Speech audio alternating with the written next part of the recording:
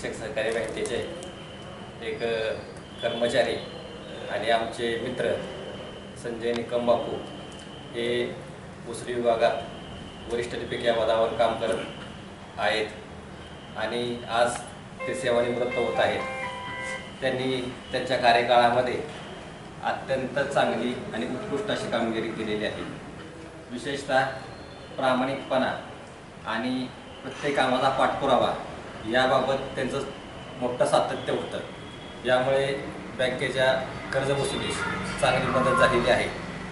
तरी आज बापू निवृत्त होत आहेत, तर त्यांना या निवृत्ती दिनाच्या शुभेच्छा, तसेच त्यांचे भावी आयुष्य आरोग्यदायी सुखशांतीचं समृद्धीचं जावं अशा बापूंना आम्ही आमच्या वकील मित्र मंडळ परिवारातर्फे तसेच उसरी विभागातर्फे शुभेच्छा देत आहोत। मी संजय तुकाराम निकम, प्राथमिक सहकारी बँक लिमिटेड सातारा या बँकेत 21/7/1986 साली रुजू झालो आहे। पहिल्यांदा मी रुजू झालो त्यावेळेला मी शिपाई पदावरच काम केलं होतं। त्यानंतर मला 24/1/55ला प्रमोशन मिळालं। त्यानंतर मी बऱ्याच माझ्या अनुभवानुसार मला बँकेने भरपूर दिलेलं आहे आणि मला माझी बँकेनं सर्व्हिस जास्त झाली आणि ह्या बँकेत मी भरपूर काम केलेलं आहे। मी सुरुवातीपासून दहिवडी, मेढा, कोरेगाव, वडूज या ठिकाणी काम केलं। त्यानंतर वसुली विभागात माझा प्रशासनामध्ये भरपूर मी काम केलेलं आहे। ह्या एकाच विभागात जास्त सेवा केलेली आहे आणि माझा अनुभव इथून मी जे काम केले ते प्रामाणिकपणे केलेलं आहे। मला त्यावेळेला सुरुवातीला 21/7/86ला माझे अन्नदाते माननीय माजी चेअरमन जयशिंगराव यादव यांनी मला आमच्या वडिलांच्या सहकार्यामुळं हे केलं होतं, कामावर रुजू करून घेतलं होतं। त्यानंतर मी सगळ्यांना आता आमच्या बँकेतले बरेचसे स्टाफ आहे, त्या मला स्टाफनं बऱ्याचशा स्टाफचं सहकार्य आहे आणि मी जे काम दिलं ते कोर्टाचं असू द्या, कुठलंही असू द्या, वसुलीचं असू द्या, ते एक प्रामाणिकपणेच केलेलं आहे। आता या ठिकाणी माझा सत्कार करण्यासाठी ॲडव्होकेट ज्ञानेश जगताप आलेले आहेत, आमचे शिंदेसाहेब आलेले आहेत आणि राक्षसाहेब आलेले आहेत आणि या ठिकाणी आमच्या वसुली विभागातील क्लार्क आहेत, सुशांत जाधव असतील, सागर राणे असतील आणि सत्यम जाधव हे सगळे आलेले आहेत। त्या सर्वांनी चेअरमन साहेब, व्हाईस चेअरमन साहेब आणि सर्व संचालक मंडळ यांनी आम्हाला माझ्या नोकरीच्या कालावधीमध्ये 8 संचालक मंडळ झालेले आहेत, पण त्यांनी चांगल्या प्रकारे काम केलेलं आहे आणि चांगल्या प्रकारे या बँकेमध्ये सर्वांनीच चांगलं काम केलेलं आहे। माझी घरगुती जर हे सांगायची म्हटलं तर मला 2 मुलं आहेत आणि दोन्ही मुलांना मी पदवीधर केलेलं आहे, शिकलेले आहेत। मग आज त्या काळातली ही आणि आजची परिस्थिती शेवट बँकेच्या ह्याच्यावर एवढं मोठं कुटुंबाचं गडी बसली म्हणल्यानंतर साहजिक आहे। मध्ये असताना खरं सांगायचं तर प्रशासन विभागात होतो, तिथं दळणवळणाचं साधन नव्हतं।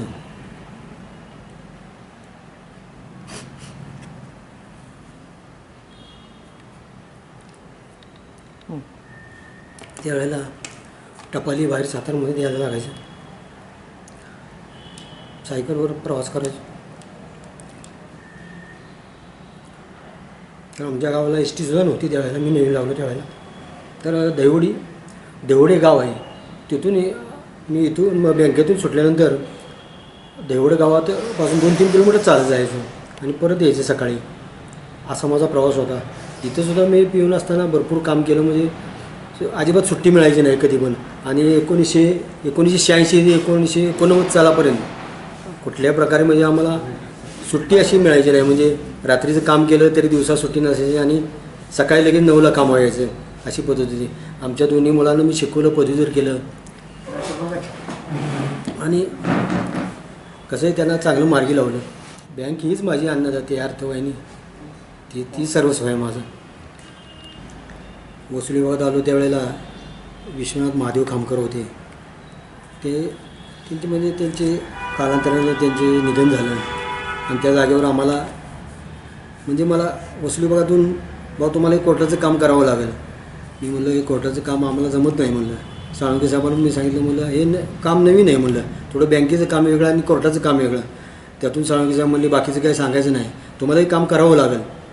त्यानंतर आम्ही BC साहेब आणि आम्ही मिळून दोघांनी माहिती घेतली, सगळी माहिती घेतली कोर्टात. बाबा काय असतं, कुणाला वकिलांकडे गेल्यावर काय हे करायचं, काय ना अशा प्रकारे केसेस कशा दाखल करतो आपण, कोर्टात काय बोललं जातं किंवा कसे केसेस जे असतात ते कशा हाताळल्या जातात, ही सगळी माहिती आम्ही घेतली. त्यानंतर आम्ही केसेस दाखल करायला लागलो, फौजदारी केसेस करायला लागलो, 91 केसेस करायला लागलो, दरखास्ती दाखल करायला लागलो. पण आम्हाला जे सहकार्य केलं, आज भोईटे वकील असतील, जगताप वकील असतील किंवा आमचे हे असतील SS पवार असतील, अनिकेत घाडगे, अनिकेत विभूती असतील, या सगळ्या लोकांनी म्हणजे शिकवलं की काय करायचं नेमकं. तिथपासून आम्ही म्हणजे कोर्टाचं काम कुठलंही काम असलं तरी आम्हाला त्यात इंटरेस्ट वाटायला लागला की बाबा हे काम आपल्याला चॅलेंजेबल होतं, पण ते आपण स्वीकारलं आणि सगळं केलं. आतापर्यंत आज ह्या स्थितीपर्यंत अशी अवस्था आहे की आम्ही जिल्हावरला 19-20 केसेस घातल्या, त्यामध्ये पण असा रिझल्ट आलेला आहे की 5-7 केसेस नील झाले आहेत. विचार करा की तिकडच्या वकिलाशी आमचा संपर्क साधून अजून पण जिल्ह्यामध्ये केसेस आहेत, त्या लोकांशी आम्ही संबंध साधतो, त्या लोकांनी माहिती देतो. अजूनही मला काय लोकांचा शाखा प्रमुखांचा फोन येतो, असं झालं तसं झालं, पण त्यांनाही मी मार्गदर्शन करतो. कारण ही बँक आपली सर्वस्व आहे आणि आपल्याकडे जे ज्ञान आहे ते इतरांना पण दिलं पाहिजे. आज वसुली विभागात काय लोक नवीन आमचे सागर ढाणे असतील किंवा सुशांतचं काय विषय नाही, सुशांतनं जरा ते कॅचअप केलेलं आहे सगळं, असं आहे. सत्यम पण चांगलं आहे. आता जरा ते दोघं तिघं करतायत काम आणि काम केलं पाहिजे, सगळ्यांनीच करायला पाहिजे. ते बँकेचं काम केलं पाहिजे.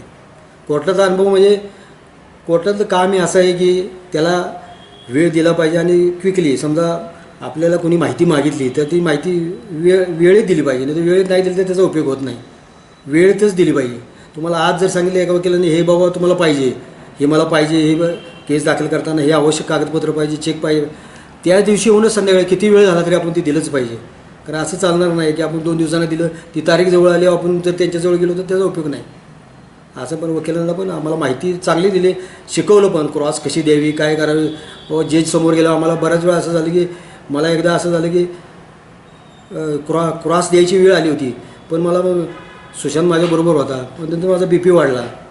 सुशांतला म्हणून मला काही म्हणजे जरा जमणं झालं आहे, सुशांतला मला डॉक्टरकडे नेलं.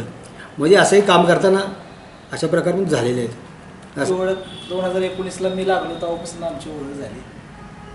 तर संजय निकम म्हणजे कोर्टाचे किंग असं पहिल्यापासून त्यांना म्हणायचे.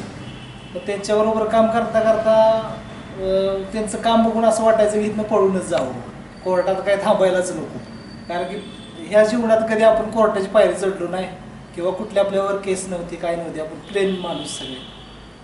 कोर्टात गेल्यानंतर तिथं त्या कटकारात उभं राहायचं, क्रॉस द्यायची, म्हणजे ते नको म्हणलं हे आपल्याला जमणार नाही, आपण हे सोडून द्यायचं, आपण दुसरा डिपार्टमेंट घ्यायचं. तर बापूंनी सांगितलं त्यांचा अनुभव की आम्ही पण तुमच्याकडेच होतो, फक्त थोडे दिवस काढा, तुम्हाला एकदा कळलं त्याचं काय आहे काय आहे, तर तुम्ही त्यातनं प्रगती करू शकता, त्यातनं राहू शकता, टिकू शकता.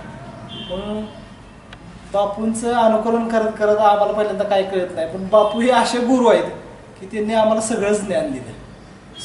आता लवकुश ते तुम्ही बघितलंच असेल, त्यांना ज्ञान देताना पण त्यांनी धनुर्धारी विद्याधारी झाला तरी गुरूंनी त्यांचा अंगठा मागितला तर त्यांनी अंगठा दिला. तसा आम्ही काय अंगठा देऊ शकत नाही बापूंसाठी, पण त्याने आमच्यासाठी भरपूर गुरु म्हणून त्यांनी आम्हाला भरपूर शिकवलं, कोर्टाचं ज्ञान दिलं आणि त्यांच्यामुळं आज आम्ही कोर्टाचं सगळे काम करू शकतो, एवढंच आम्ही सांगू शकतो. की आम्हाला लागल्यापासून प्रत्येक गोष्टीचं मार्गदर्शन, की उदाहरणार्थ आम्ही कोर्टाचे केसेसचं कामकाज असू द्या व अन्य कोणतेही ऑफिसच्या शिस्त वगैरे सगळ्या गोष्टी त्यांनी आम्हाला वेळेवरती मार्गदर्शन करून त्या कशा करायच्या, काय करायचं त्याच्यात, म्हणजे कोर्टाच्या केसेसच्या कामकाजी आज आमचे सहकारी संजय निकम उर्फ बापू नियत वयोमानानुसार सेवानिवृत्त होत आहेत. बापू शिक्षक बँकेत मुंबईची नोकरी सोडून, महत्त्वाचं मुंबईतली नोकरी सोडून शिक्षक बँकेतली नोकरी त्यांनी पत्करली, तीही शिपाई म्हणून. आणि पायाला भिंगरी जी लावून काम करणं असतं ते त्यांच्याकडून शिकावं. शिपाई म्हणून जे काम करत होते त्यावेळेला त्यांच्या खरोखरच पायाला भिंगरी होती. कुठलंही काम आत्मीयतेनं आणि प्रामाणिकपणे पार पाडण्याची सचोटी ही बापूंच्याकडून शिकावी. प्रमोशन नंतर बापू लिपिक झाले, वसुली विभागात आले, तर कुशाग्र बुद्धिमत्ता जी काय असते ती बापूंच्याकडूनच कळती. कारण बापूची कपाटात, कुठल्या कपाटात कुठली फाईल कुठल्या कलरची, कोणाचं नाव घरी बसून सुद्धा सांगणार. म्हणजे बापू आमचं हे चालतं बोलतं हे आमचं मार्गदर्शक, म्हणजे घरी बसून मार्गदर्शन करणारही चालतं बोलतं आमचं हे आहे. तर बापू घरी जरी असलं तरी बँकेवर पूर्णपणे लक्ष असायचं, आमच्याकडे लक्ष असायचं. कोर्टात कुठली तारीख आज आहे, तुम्ही जावा, कोणाला भेटा, काय करायचे हे घरूनच सांगणार. म्हणजे इतकी त्यांची कामावर हातोटी होती किंवा कामावर प्रामाणिकपणे लक्ष असल्यामुळे ते सगळं त्यांच्या मेमरीत फिट असायचं आणि त्यानुसार ते आम्हाला अजूनही मार्गदर्शन करतात. असंच मार्गदर्शन त्याने आम्हाला पुढं करावं. त्यांच्या सेवानिवृत्तीबद्दल त्यांना खूप खूप शुभेच्छा देतो. पुढील आयुष्य त्यांचं सुख समाधान समृद्धीचा व्हावं. त्यांना जे नाद आहेत फिरण्या फिरण्याचे, खाण्यापिण्याचे, ते सर्व त्यांच्या इथून पुढे पूर्ण व्हावं अशी प्रार्थना ईश्वरचरणी करतो.